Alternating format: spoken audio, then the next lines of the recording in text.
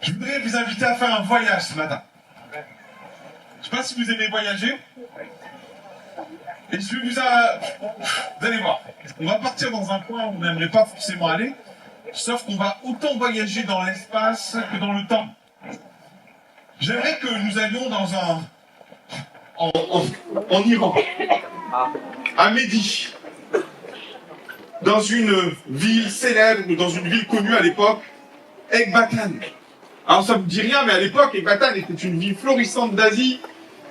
C'était une ville qui croissait, qui grandissait. Et dans cette ville, il y avait une famille, David et Sarah,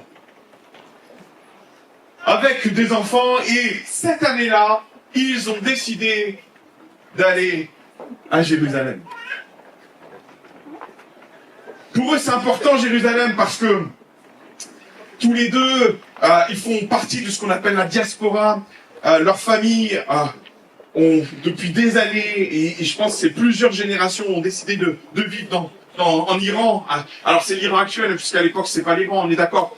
Mehdi, on savait qu'à Mehdi il y avait plusieurs communautés juives et ils en faisaient partie.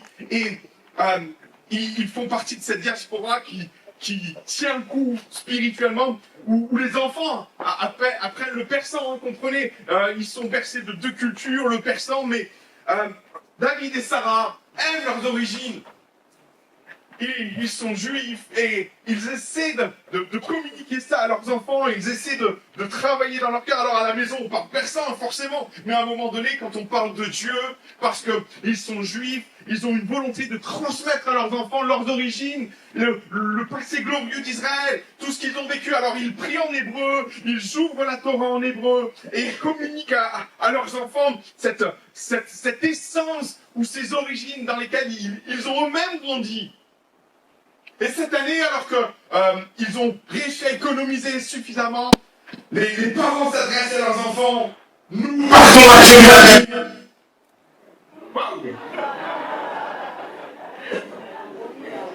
Ça, il vous a très réveillé, c'est bon. On va à Jérusalem. Et c'est vrai qu'on ne se rend pas bien compte, parce qu'à l'époque, on se dit, faire un voyage comme ça, mais ça prenait des années de préparation, parce qu'on parle de plusieurs milliers de kilomètres. Ils sont à Mehdi, ils vont devoir prendre des routes commerciales, et ils vont devoir traverser une grande partie de l'Orient pour arriver à Jérusalem. Ça prenait des fois plusieurs semaines pour arriver à Jérusalem lorsqu'ils partaient de Mehdi. Et là, cette année, c'est bon. Ils ont suffisamment d'argent pour partir. Et le jour J, alors que toutes leurs affaires sont prêtes, qu'ils ont les économies qu'il faut, ils ont préparé leur voyage, ils ont fait le mapping de l'époque, ils savent qu'ils doivent monter et qu'ils doivent traverser une partie de l'Orient pour redescendre. Et ils vont suivre une caravane de marchands. C'est important ça à l'époque, parce que les peuples, ou en tout cas ces trajets-là, c'était connu pour être dangereux, donc il fallait qu'ils partent en groupe pour être sûr d'arriver au bout du chemin. C'était compliqué les voyages de l'époque. Alors autant la route était poussiéreuse, mais elle était dangereuse parce qu'il y avait des brigands. Et sachez aussi une chose, ils savaient qu'ils avaient de l'argent, parce que le voyage était long. Mais les parents ont fait ce qu'il fallait, ils ont pris la bonne caravane et ils ont pu suivre le chemin. Et au bout de plusieurs semaines de voyage, ils arrivent enfin à Jérusalem. Je pense que pour David et Sarah, ça a été un grand moment parce que pour beaucoup d'entre eux, ils n'avaient jamais vu Jérusalem. Ils avaient entendu parler de cette ville, ils connaissaient parce que leurs ancêtres avaient grandi là, avaient évolué, mais eux, pour beaucoup, quand ils arrivent à Jérusalem, c'était la première fois, et ils connectaient avec ce qui sont, leurs origines, d'où ils venaient, leurs traditions, leur parcours, et ils vont à Jérusalem particulièrement là parce que c'est Shavuot. Vous connaissez Shavuot? Shavuot, c'est une fête, c'est la troisième fête juive. Alors vous en avez trois avant, dont Pâques. Mais Shavuot, c'était la troisième dans la liste, et Shavuot a plein de symboliques. Elle a une symbolique particulière, parce que Shavuot, ça veut dire semaine. Et en fait, il comptait 7 semaines après la Pâque. Donc ça faisait 49 jours, 7 fois 7, 49, plus 1, puisque c'était le 50e jour. Et ils arrivent pour cette Pâque, pour cette fête particulière qui est Shavuot, qui était là. On connaît le principe et la tradition, c'était la fête des prémices. En fait, dans l'idée, dans le principe et dans la réflexion, c'était une fête où ils rendaient grâce à Dieu pour ce que Dieu leur avait donné. Les prémices de leur agriculture, les prémices de leurs troupeaux, les prémices de tout ce qu'ils avaient reçu. Et pour eux, c'était une façon de rendre grâce à Dieu pour les bénédictions. Et ça, c'est une fête qui remonte très très longtemps, puisqu'à la sortie d'Égypte, qu'ils ont commencé, entre guillemets, à poindre ces premières dynamiques. Quand ils sortent d'Égypte, le premier temps de culture, le premier temps de récolte, c'était dans cet esprit-là. Et eux qui viennent d'Orient, qui viennent de Perse, c'est une valeur encore plus importante pour eux parce que peut-être pour beaucoup ils n'avaient jamais pu le faire. C'est la première fois qu'ils viennent rendre grâce à Dieu pour ce que Dieu leur a donné.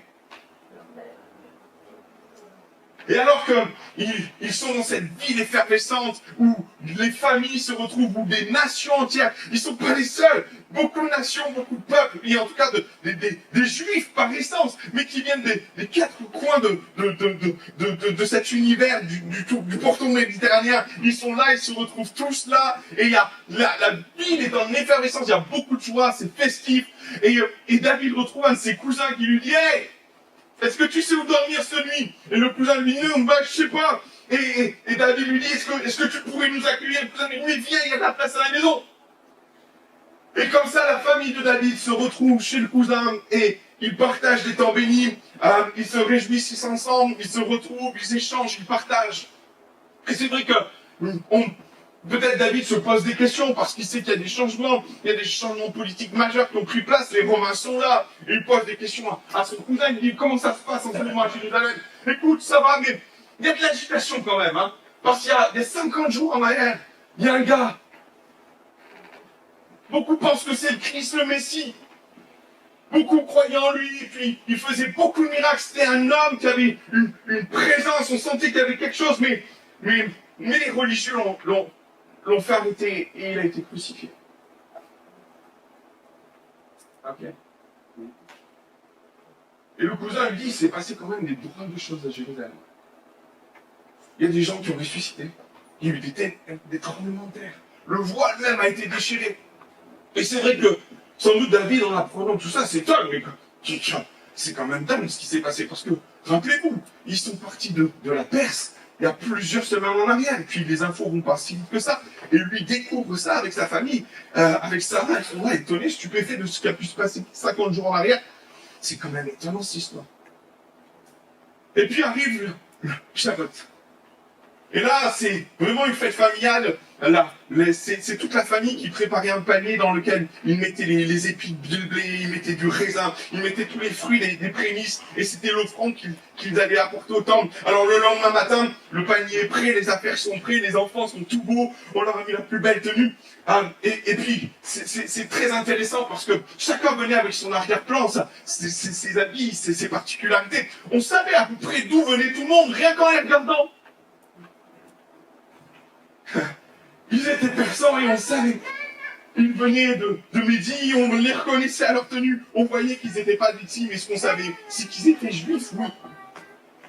Et alors que le matin, tout le monde est prêt, tout le monde sort plus ou moins en même temps, il y a une foule, toute une procession qui prend place, chacun avec des épis, des paniers, et tout le monde s'en va vers le temple, parce que c'est le moment où on apporte les prémices à la maison de l'Éternel. On est là pour ça, Shabbat, c'est tout ça, c'est cette volonté d'apporter notre panier de reconnaissance envers l'Éternel, le remercier pour sa fidélité, le remercier pour sa bonté. Et il y a aussi une tradition qui est venue un peu plus tard, c'est aussi le remercier pour la parole.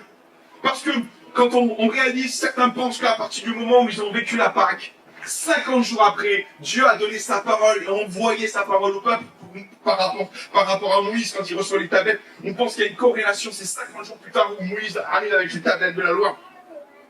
Et il y a tout cet esprit-là de reconnaissance pour tout ce que Dieu a donné. Merci Seigneur pour les fruits, merci Seigneur pour la nourriture, merci Seigneur pour tes bontés, merci Seigneur pour ta parole. Et toute la famille est en train de processer avec le groupe, ils avancent tous ensemble. Sans doute que David a son petit garçon, il le tient par la main parce que c'est compliqué. Et puis un mari, Sarah qui regarde sa fille parce qu'elle est plus grande. Et il se dit, oh ma pauvre Marie au milieu de tout ce monde. Bref, on a toute cette famille qui chemine vers le temple pour louer Dieu, remercier Dieu. Quand tout à coup, il y a un bruit. Comme un vent impétueux, ils l'entendent, ils sont surpris. Et puis ils entendent des gens crier, parler fort. David est surpris, il prend son enfant dans les bras, il dit on va voir. Et il s'approche de cet attroupement, il y a une foule qui est là, rassemblée, et puis ils écoutent. David comprend pas trop ce qui se passe, il y a comme un espèce de brouhaha qui prend place. Puis David s'interroge au complice, il s'approche, et au fur et à mesure qu'il s'approche, il commence à entendre des paroles. Il commence à entendre des louanges à la gloire de Dieu, de l'adoration. Il est surpris, parce que c'est pas en hébreu. C'est en persan. Il dit, mais qu'est-ce qui se passe? Je comprends pas. Et puis, ceux qui parlent en persan, ils sont pas comme lui. Ils voient bien que c'est des juifs, mais d'ici, ils voient bien que c'est des juifs de Galilée. Et puis s'interroge. Alors du coup, qu'est-ce qu'il fait? Il va chercher Sarah. Sarah, viens là. Faut que tu vois ce qui est en train de se passer. Et ils arrivent tous les deux, et puis commencent à écouter ensemble. Oui, c'est du persan. Oui, c'est notre langue. Mais comment font-ils? Qu'est-ce qui se passe? Ils comprennent pas. Ils s'interrogent. Et ils sont à la fois bouleversés parce que peut-être pour la première fois, ils entendent dans leur langue, en perçant les louanges de l'Éternel, alors que eux, chez eux, qui louaient Dieu en hébreu, cette fois-ci, ils entendent dans leur langue des louanges à l'Éternel. Alors, comprenez, ça les surprend.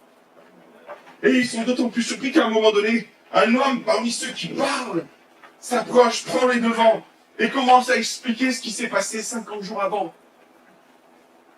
Oui, il est un homme qui est arrivé.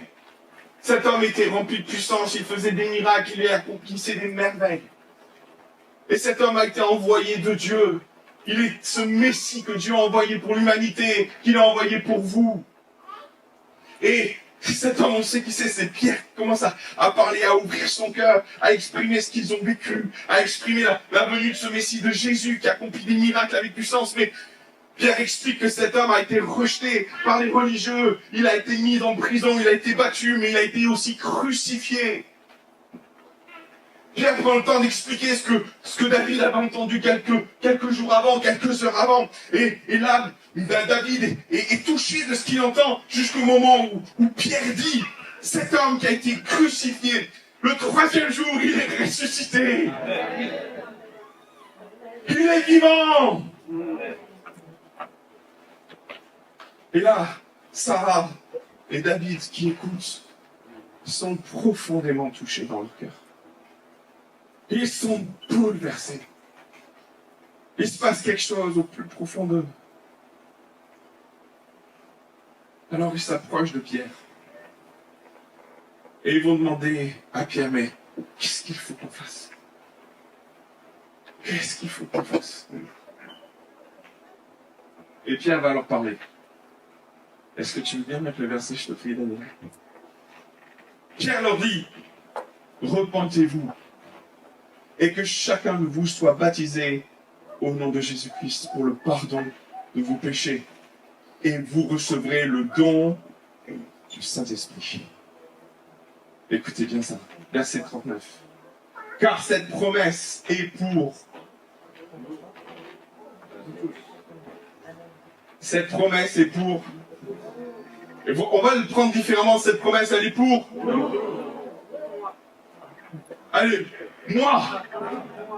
Cette promesse, elle est pour moi. Pour vos... Je sais pas à quel âge vous avez été baptisé du Saint-Esprit. Moi, c'était à 12 ans. Qui dit mieux? J'ai mieux. Hein. Mais ça, c'est pas grave. Et pour tous ceux qui sont au loin, aussi grand nombre que le Seigneur, notre Dieu, les appellera. Amen. En ce jour de Pentecôte, il est important de rappeler les vérités sur ce que ces peuples venaient chercher et vivre, alors qu'ils viennent pour donner. Ça, c'est Dieu, mes frères et sœurs.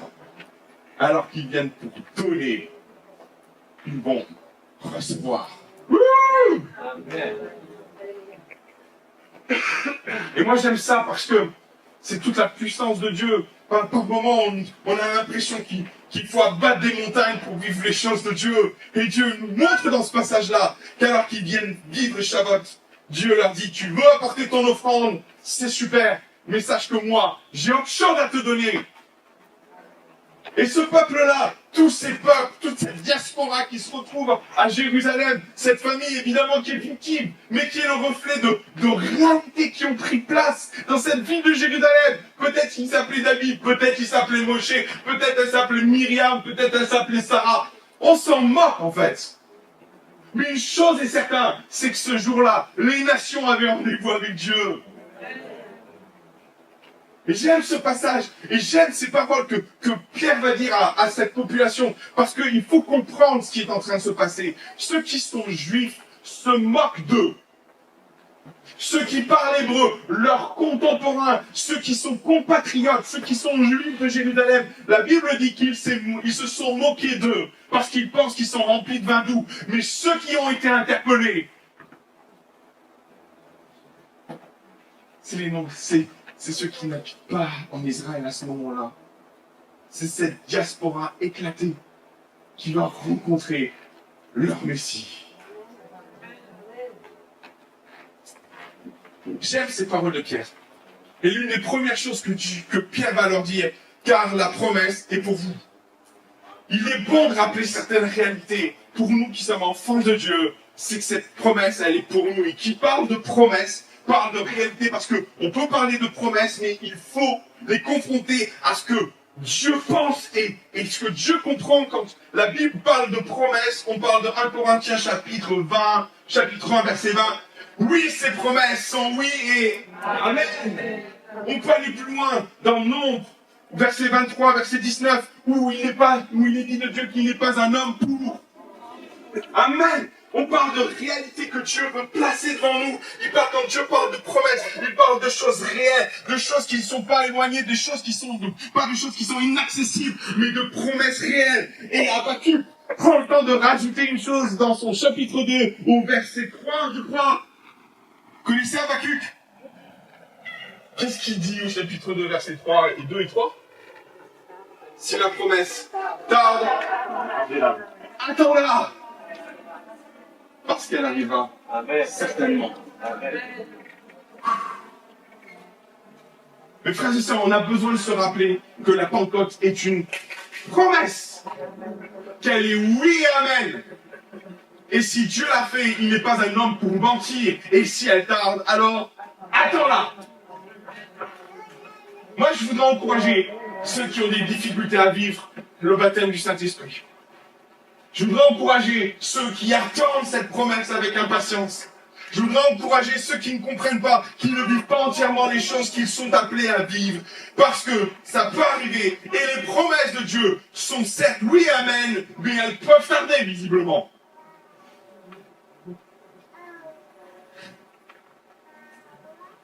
Mais Dieu ne ment pas.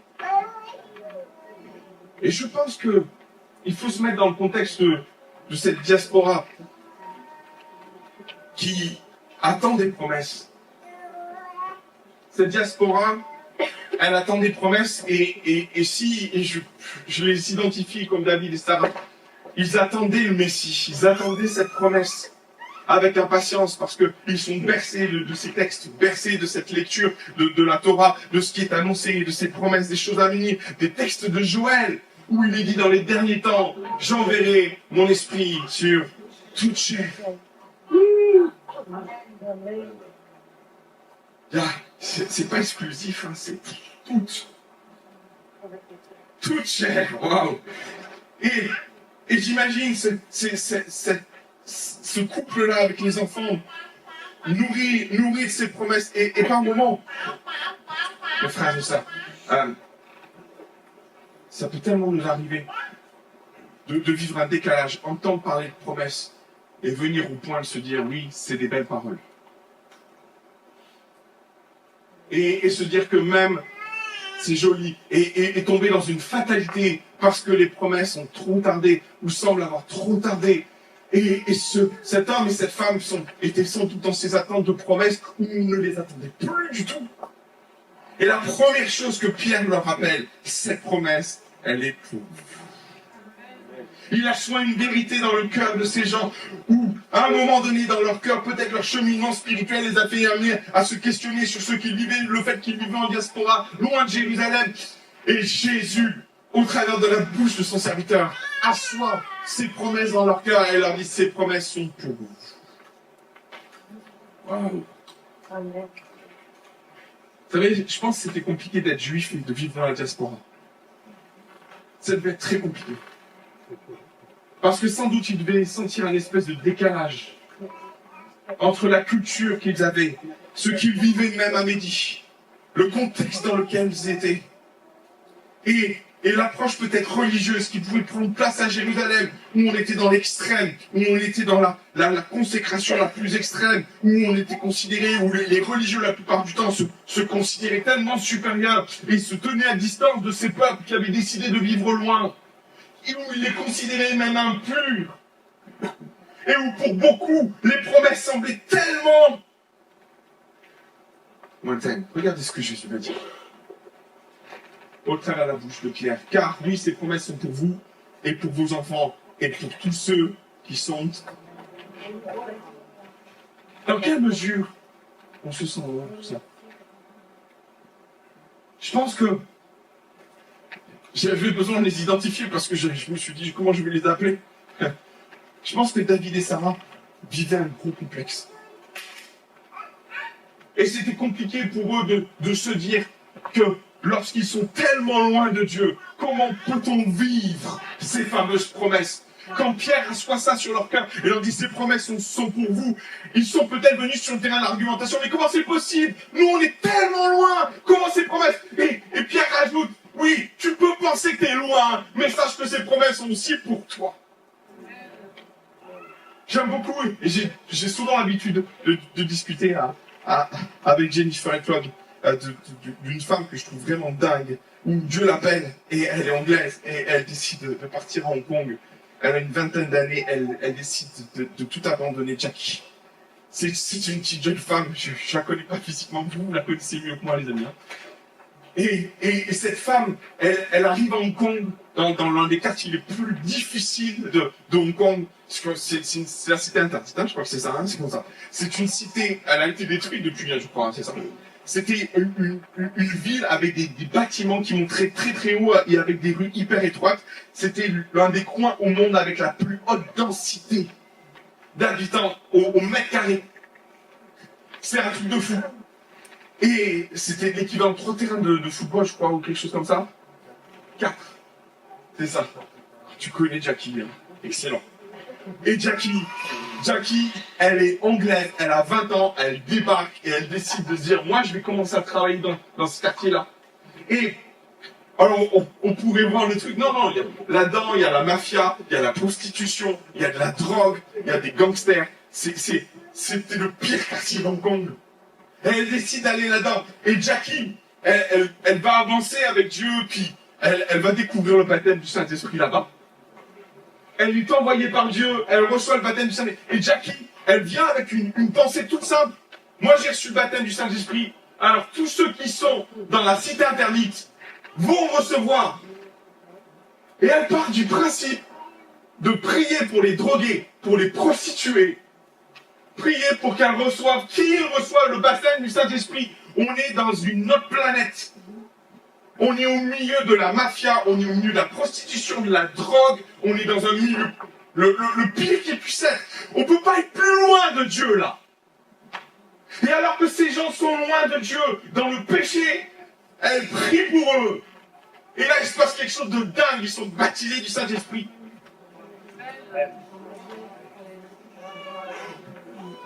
Vous l'avez vécu, hein, les amis, hein. Alors moi j'aime trop parler de cette histoire parce par moment on parle d'histoire mais on se demande si c'est vraiment vrai. Demandez à Claude et Jennifer, ils ont vécu.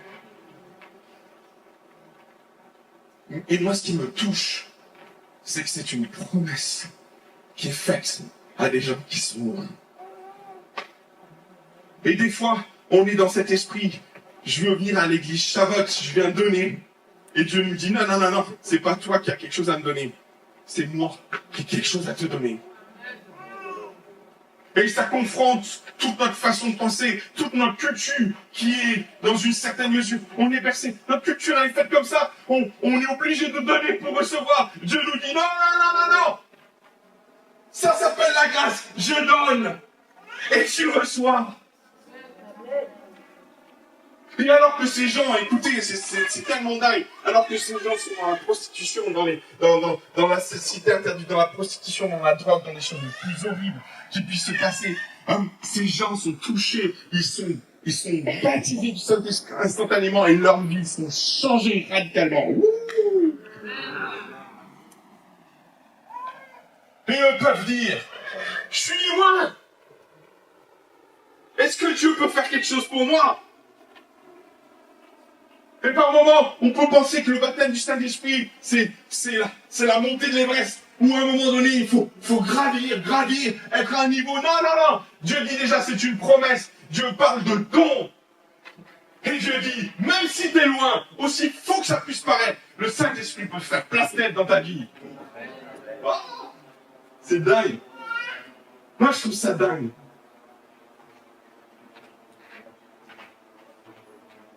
David et Sarah sont complètement éperdués de ce qu'ils entendent. Je pense que dans leur cœur, et comprenez tous les mots de Pierre s'adressent à cette population. Quand il dit à ceux qui sont loin, comprenez, il n'est pas en train de parler à ses voisins. Il n'est pas en train de parler aux Juifs qui vivent dans le même coin. Il est en train de parler à cette population qui est mise de côté. Parce qu'ils ne sont pas considérés comme saints. Ils ne sont pas considérés comme élevés. Ils ne sont pas considérés comme purs. Et on leur renvoie ça. Ils sont habillés différemment. Ils parlent d'autres langues même. Peut-être ils avaient un accent. Quand ils parlaient hébreu, on les reconnaissait. Mardi dernier, je parlais des ploucs. Alors, autant certains prenaient les disciples pour des ploucs parce qu'ils venaient de Galilée, autant je peux vous assurer que les Juifs de Jérusalem trouvaient ces gens de la diaspora comme des ploucs. Avec un regard un peu hautain, là. Ah tiens, il y a les ploucs de Midi qui arrivent.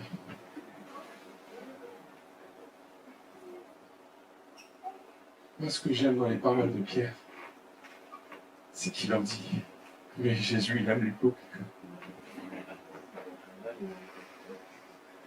Jésus, il aime ceux qui viennent de loin, et il aime ceux qui sont loin. Et il est même venu les sauver. Il est même venu les sauver. Et ce jour-là, à la Pentecôte, Shabbat, ceux qui sont venus pour donner reçoivent une promesse de la part de Dieu. Une promesse qui va bouleverser leur vie, qui va toucher leur vie au plus profond de leur cœur. Les apôtres parlent d'hommes et de femmes qui ont eu leur cœur profondément touché par le message d'amour que Pierre a délivré sur eux. Et leurs cœurs se sont ouverts. Ils se sont approchés de Pierre et ils lui ont dit, Pierre, qu'est-ce qu'il faut qu'on fasse? Et Pierre va leur dire, soyez baptisés. Repentez-vous de vos péchés et soyez baptisés. Je ne sais pas s'il y avait un David et une Sarah ce jour-là qui ont pris le baptême, c'est probable. Une chose est certaine, c'est qu'il y avait des gens de Médie qui ont donné leur cœur à Jésus et qui ont pris une décision, c'est de s'engager avec Jésus par les eaux du baptême.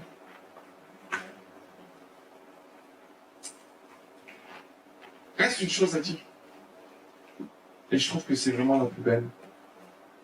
Car cette promesse en est faite pour vous et pour vos enfants. Et pour tous ceux qui sont au loin. Aussi grand nombre que le Seigneur, notre Dieu, les appellera. On doit prendre conscience que Dieu appelle tous les hommes à lui. Il les appelle à venir à lui. Il les appelle à prendre une décision, à répondre à cet appel. C'est notre troisième point. Peut-être aujourd'hui tu te penses tellement loin de Dieu, tellement écarté de Dieu, tellement à distance parce que dans ta vie il y a des choses qui ne vont pas, il y a des choses qui ne sont pas à la hauteur. Et souvent, j'aime à penser que tellement d'hommes et de femmes sont allés à Jésus sans qu'ils se considéraient à la hauteur. Il y a des passages qui, moi, m'émeuvent souvent, que j'aime entendre. J'aime tellement Zachée. Zachée, le gars, il sait qu'il n'y a rien qui va dans sa vie. Il sait qu'il est loin de Dieu. Il sait qu'il y a plein de trucs qui vont pas. Il est même considéré comme un publicain, chef de publicain. C'était la pire espèce, c'était la caste qu'on ne voulait pas. Et Zachée, il s'imagine même pas possible que Jésus puisse l'imaginer en vie. Moi, quand je relis ce texte où Jésus descend à Jéricho, quand Jésus descend à Jéricho, c'est pour un gars. Zachée. Quand Jésus traverse la Galilée pour sauver le Gadarien, il ne va même pas évangéliser les Gadarènes. Il sauve ce gars et il repart. Dieu appelle. Dieu envoie un cri d'appel. Il dit oui, je suis là pour toi. Et tout le message de Pierre va dans ce sens-là. Cette promesse, elle est pour toi. Et tu te sens loin. Mais Dieu t'appelle quand même.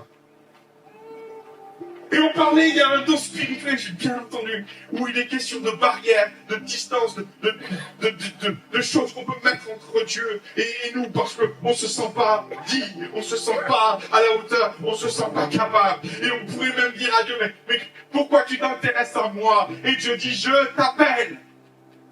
Tu es loin, je t'appelle. La question la plus importante ce matin, c'est pas de savoir si Dieu appelle ou pas. Il appelle. Maintenant, c'est la réponse qu'on donne à cette affirmation, cette volonté que Dieu a de nous faire rentrer dans sa famille. C'est cette réponse qu'on va donner à cette promesse de Dieu. J'enverrai mon esprit sur toute chair. Est-ce que c'est pour moi?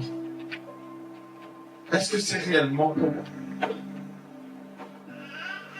Le Saint-Esprit, ce jour-là, a décidé de casser les codes. Et il a décidé de dire, j'appelle cette diaspora. J'appelle ces peuples. J'appelle ces gens. Et je leur dis bienvenue. Bienvenue dans la promesse. Bienvenue dans cette promesse extraordinaire du Saint-Esprit. Bienvenue dans cette promesse extraordinaire du salut. Bienvenue dans ce que je suis venu faire dans ton cœur. Souvenez-vous, Shavuot, c'est 50 jours après l'attaque. 50 jours entre le moment où Dieu va faire sortir son peuple d'Égypte et où Dieu va donner ses tablettes à Moïse pour le peuple. Et souvent on fait le parallèle entre Pâques et la Pâque chrétienne. Maintenant faisons le parallèle entre Shavuot et Pentecôte. Des milliers d'années auparavant, Moïse est venu inscrire la loi sur des tablettes.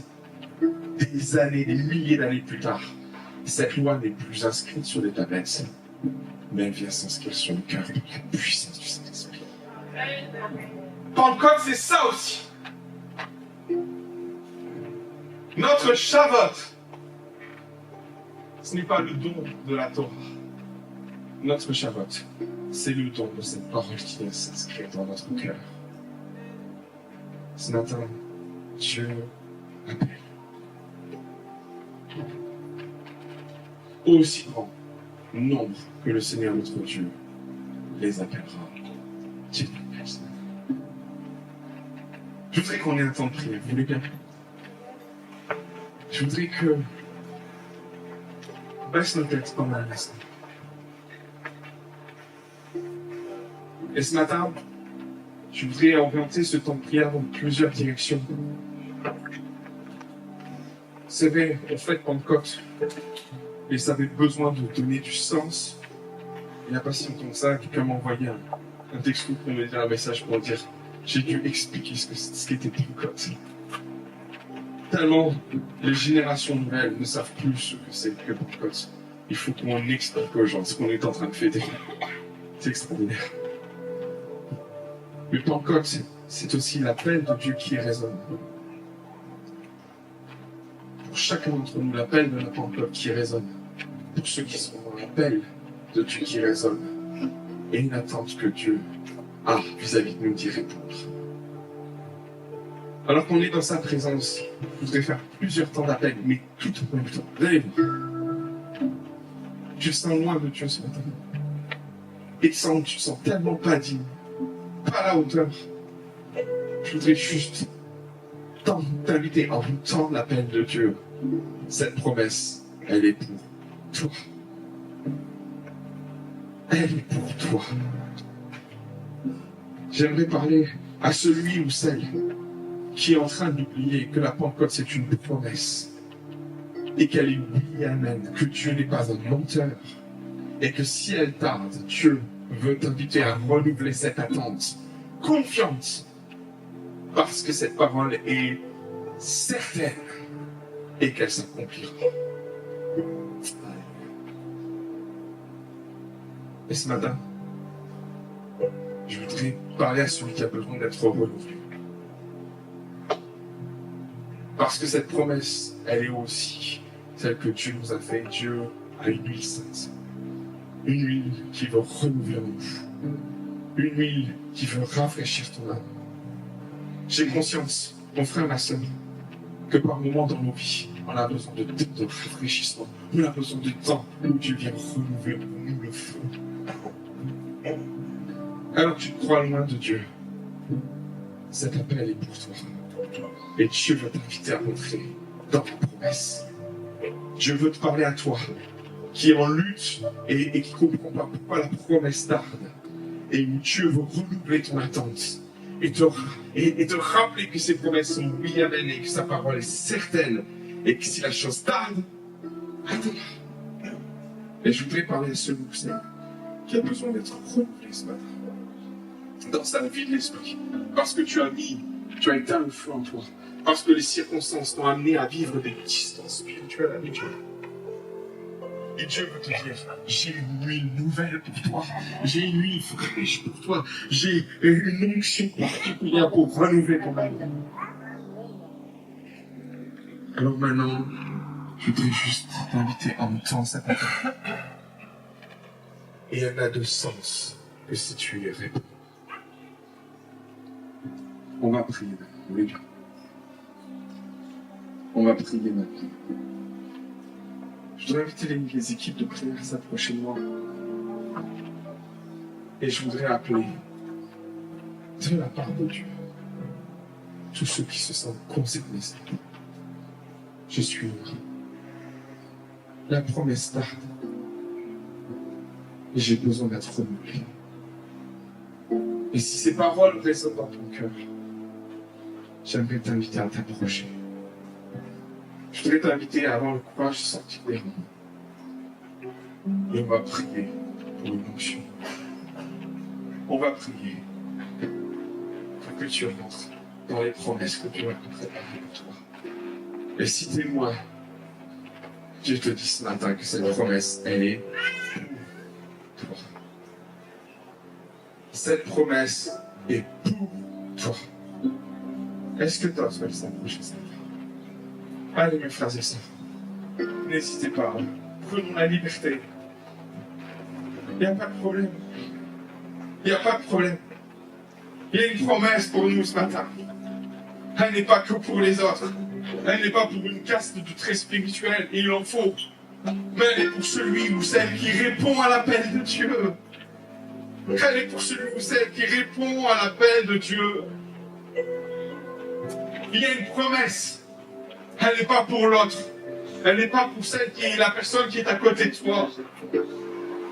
Pierre va dire à cet homme, à cette femme, à ces peuples, cette promesse, elle est pour vous.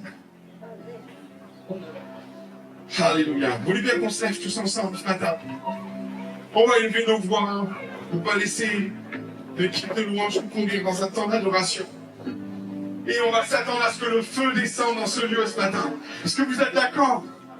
Est-ce qu'on aspire aux choses en haut? Est-ce qu'on aspire à la puissance du Saint-Esprit ce matin? Alléluia. Est-ce qu'on peut élever nos voix vers Dieu ce matin? Car Dieu a des choses à donner à un peuple qui croit être venu donner. Alléluia, Jésus.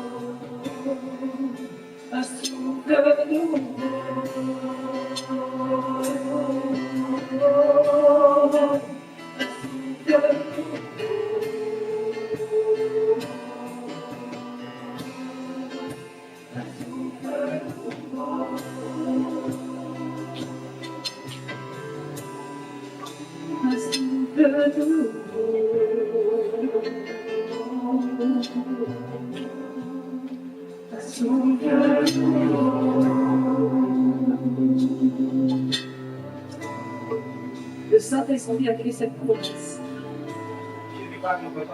L'équipe de prière a prié pour vous. Et vous ne voyez pas encore les signes du baptême dans le Saint-Esprit. Mais par la foi, croyez.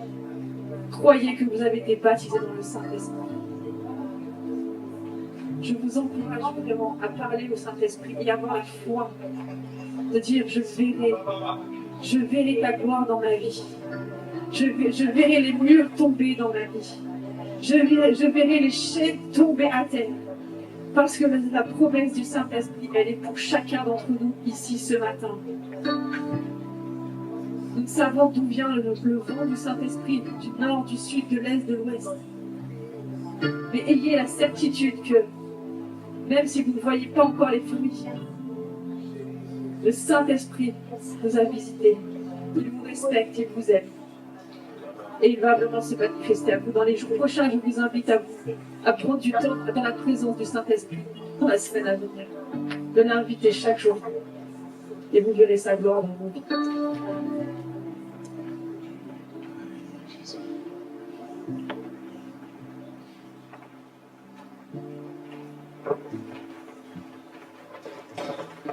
Prenez place, les amis.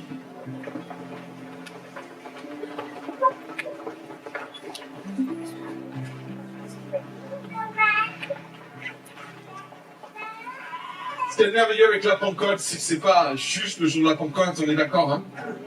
On peut vivre la Pentecôte demain, après-demain, la semaine prochaine, dans un mois, dans 2 mois, dans 3 mois, dans 4 mois, peu importe! À partir du moment où la promesse a été faite, elle court. Elle court jusqu'au retour de Jésus. Amen.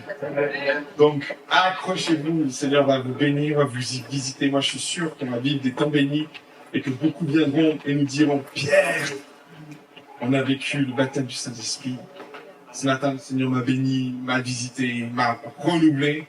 Et ça, c'est juste énorme quand Dieu commence à œuvrer dans un cœur par son Esprit Saint. On peut s'attendre à des miracles. Je vais vous partager, j'ai essayé d'être super concis, j'ai 1 milliard d'annonces à vous faire, vous allez voir, le programme est chargé.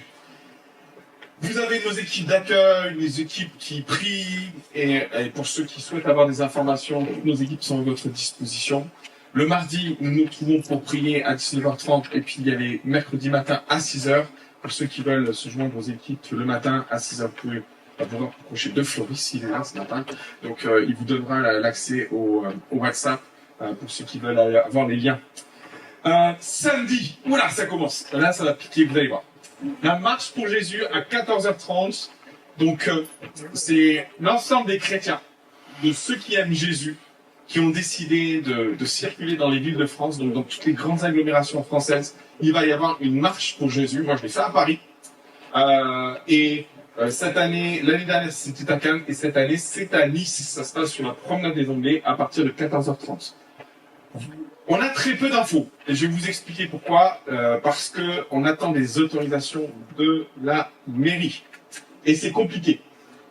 Alors, il faut prier, parce que on ne sait pas où ça démarre encore, on ne sait pas où ça va finir. Une seule chose, c'est que ça va avoir lieu. Donc la promesse est certaine et oui et amen. Amen. Donc on a les autorisations, mais pour l'instant, on ne sait pas où, quand, comment. Donc c'est à 14h30 sur la promenade des Anglais. Et si vous voulez être au courant des informations, vous avez un QR code qui va vous connecter au WhatsApp. Alors malheureusement, il faut avoir un WhatsApp. Il y a plein de récalcitrants. La WhatsApp, c'est problématique. J'entends. Alors on essaiera de communiquer. Malheureusement, d'ici samedi, ça pourrait être compliqué. Mais pour ceux qui veulent être au courant, vous aurez les informations sur le groupe WhatsApp. Donc, on va attendre des infos et on verra bien. Alors, vous allez me dire une soirée foot, ouais, c'est trop bizarre. Alors, en même temps, le jour même, le soir, il y a la finale de la Coupe d'Europe. Alors, vous allez me dire, mais qu'est-ce que ça vient faire là? Alors, je sais qu'il y en a plein qui vont organiser des soirées foot chez eux à la maison. Moi, je vous propose de le faire ici. Et pour une bonne cause. Alors vous allez me dire, mais Pierre, pourquoi tu fais ça? En fait, on a un défi financier. Je vais vous expliquer ça. Cette année, on a envoyé nos ados à ECHO. On a envoyé nos enfants sur les îles de Lérins. Ça a un coût. C'est un investissement. Et peut-être au lieu de passer la soirée tout seul devant votre télé et d'être triste, hein, venez ici. Vous allez être triste. Si vous êtes pour Liverpool, vous allez être triste. Non, c'est Arsenal, pardon. Vous allez être triste. Bon, l'idée, c'est de passer un moment convivial. Et on vous propose des ventes de pizza. Vous pouvez précommander vos pizzas. Alors, si vous souhaitez venir, vous allez sur le site internet, il y a un lien, vous vous connectez, vous choisissez vos pizzas. Et tout l'argent qui sera récolté ira pour financer des projets pour l'enfance. Donc, au final, c'est vraiment derrière des projets très spirituels. Et je pense que Je vais parler aux ados qui étaient à ECHO. Vous avez été bénis à ECHO? Il y en a une. Merci. Après, il y a des ados derrière qui ont été bénis aussi. Et ils auront l'occasion de nous en parler. Et je pense que pour ceux qui ont eu leurs enfants sur les îles de l'Héras, je pense que beaucoup aussi ont été bénis. Alors pour moi, c'est l'occasion de remercier tous les animateurs qui ont pris toute la journée pour être là-bas. Et ceux qui sont montés à ECHO pendant 3 jours au milieu d'ados. Je sais plus si je pourrais le faire. Merci à vous. En tout cas, cette soirée, elle a pour but. Alors, restez pas seuls, venez avec nous, c'est super important. Le lendemain, on a un culte famille. Et j'insiste dessus parce que ça sera un beau moment où on va faire un mix entre la parole de Dieu, des témoignages d'enfants. Parce que c'est important je l'ai expliqué tout à l'heure, on peut être enfant et vivre des choses extraordinaires avec Dieu. Dieu n'atteint pas l'âge pour bénir. Donc c'est eux, en partie, qui vont nous expliquer ce qu'ils ont vécu avec le Seigneur. On aura des temps de témoignages, il y aura la parole, et bien ça sera vraiment le culte spécial, et ça sera vraiment un temps béni. Donc, inviter des familles, inviter des gens, inviter des enfants, ça va être juste énorme. Et c'est en plus la fête des mères, donc c'est très important. Et on fera la même chose pour la fête des pères. Donc soyez pas jaloux, messieurs. Ça vient pour vous. Allez, j'avance. Allez, on y va. Le 4 juin, donc c'est la semaine suivante, on a une équipe d'Ohio. Ouais, c'est ça, qui vient. Et avec la jeunesse, notre jeunesse, et avec cette équipe d'Ohio, nous aurons une soirée de louanges et de témoignages. Un vrai rendez-vous d'évangélisation. Trop bien. Et si vous connaissez des personnes qui sont nouvelles, qui connaissent pas Jésus, c'est vraiment le moment de leur dire venez, ça va être une super soirée, ça sera un temps béni et ça sera encourageant avec cette équipe d'Américains. Je sais pas combien ils seront exactement, j'ai pas l'info, mais avec Nicole, on a l'habitude d'accueillir des équipes universitaires et qui viennent encourager, fortifier. Alors je crois que ça sera un mix, hein, c'est ça que vous avez dit, hein, avec l'équipe de Rio au niveau de l'Allemand. Ouais, c'est ça. Hein. A priori, ça sera ça. Et ça promet d'être une soirée géniale. Donc ça sera le jeudi 4 juin. Alors on change un peu les horaires. D'habitude on fait ça le vendredi. Là on le fait le jeudi. Mais vous inquiétez pas, ce sera une super soirée. Nous aurons, on y va. Le vendredi de la semaine d'après, le 12 à 20h, une soirée spéciale avec Il était une fois et avec Daniel. T'es là Daniel. Voilà. Et je dois dire que le témoignage de Daniel est juste énorme. Je veux nous encourager à venir écouter ce témoignage. Il est fort ton témoignage, Daniel. C'est pas, je veux être très clair avec vous, c'est pas un témoignage pour des enfants, mais c'est le reflet aussi d'une réalité, d'une société avec toute sa violence, avec tout ce que peut-être aujourd'hui malheureusement des foyers qui peuvent être dysfonctionnels, avec des souffrances et tout ce qui peut prendre place. Et l'œuvre de Dieu qui passe derrière, qui relève, qui fortifie, qui encourage et qui nous permet quand même d'avancer. Et moi, je veux encourager parce que malheureusement, c'est réel et le témoignage de Daniel, je pense, pourrait parler à beaucoup de personnes, à beaucoup de mamans, à beaucoup de femmes qui sont seules, des fois, à élever leurs enfants et qui ont été confrontées à des difficultés de la vie. Et je pense que malheureusement, on vit ça dans notre réalité, dans notre société, et c'est un témoignage pour aujourd'hui. Et c'est ce que je disais à Daniel à un moment donné, si on veut être une église pertinente, il faut juste, à un moment donné, ouvrir les yeux, voir la misère qui est autour de nous pour comprendre qu'il faut des témoignages comme ça. Et il faut que des femmes et des hommes entendent que Dieu peut faire grâce.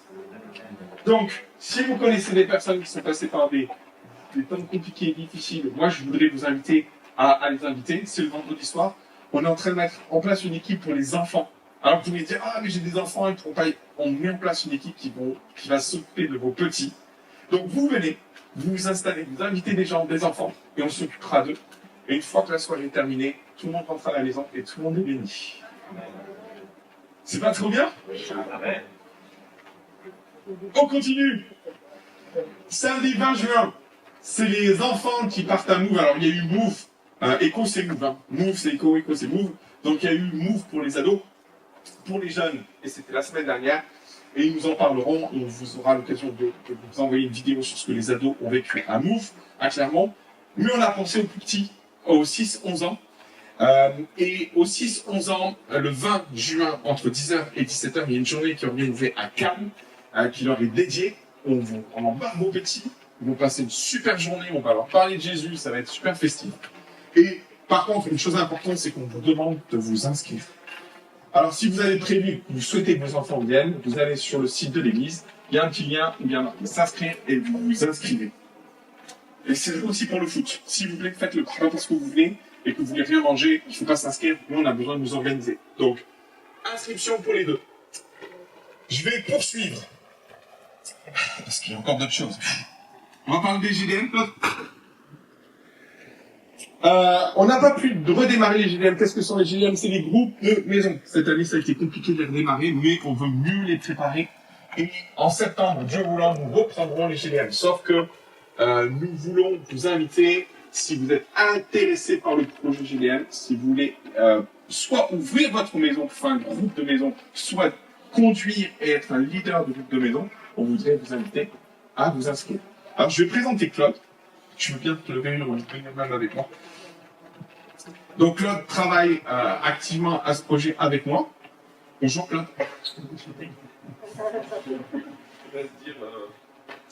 Oui, donc on a pensé redémarrer donc les GDM en septembre.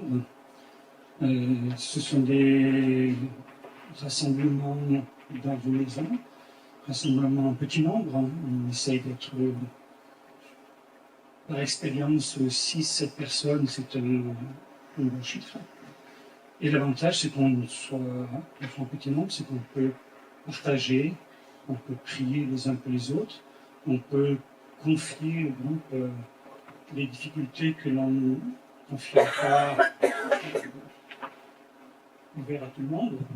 Donc il y a ce côté-là de communion fraternelle qui est important. Et donc on va dès maintenant, je pense que le lien était on peut aller sur Internet pour s'enregistrer soit comme personne qui accueille, si vous avez un logement qui a un salon suffisamment grand pour 5-6 personnes, 7 personnes. C'est ce qu'il faut. Et puis, c'est très bien. Oui.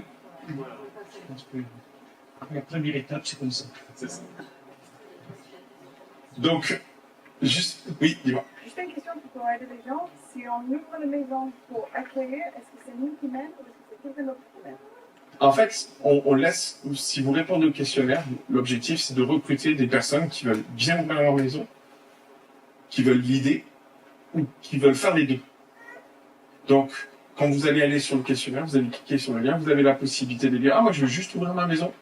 Moi, j'aimerais bien j'aimerais bien participer en tant que leader, parce que j'ai des choses à partager, ou j'aimerais bien faire les deux. » Donc, les trois possibilités sont à disposition, sachant aussi que en ce qui concerne le fait de l'idée, ça passe aussi par un avis pastoral sur la question.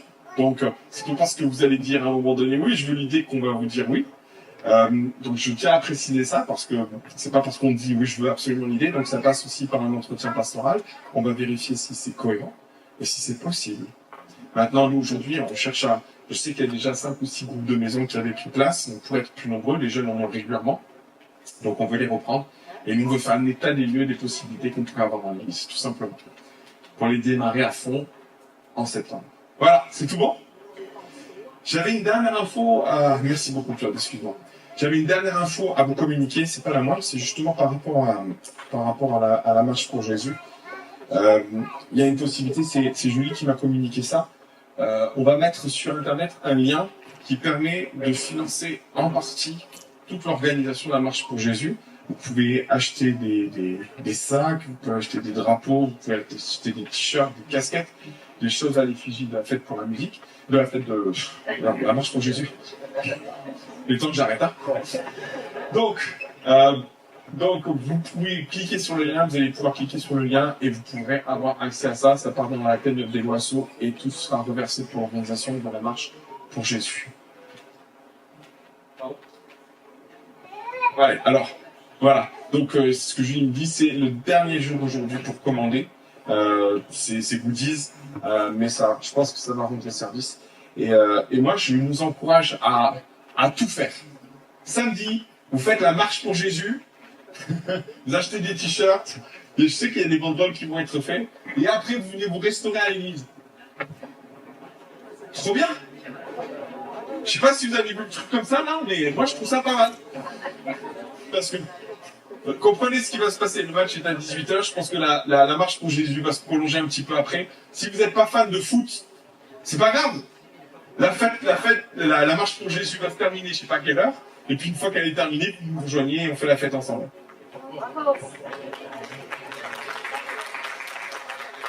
Une chose importante, c'est que les deux le sont. La fête pour Jésus, c'est important. La marche pour Jésus, c'est important. Et je trouve que ça renvoie aussi un message à nos autorités. Et je pense aussi que de vivre la soirée comme elle est, c'est peut être une soirée foot, mais ça peut être aussi autre chose. Et on aura le temps d'en organiser d'autres. Ça peut être des temps bénis.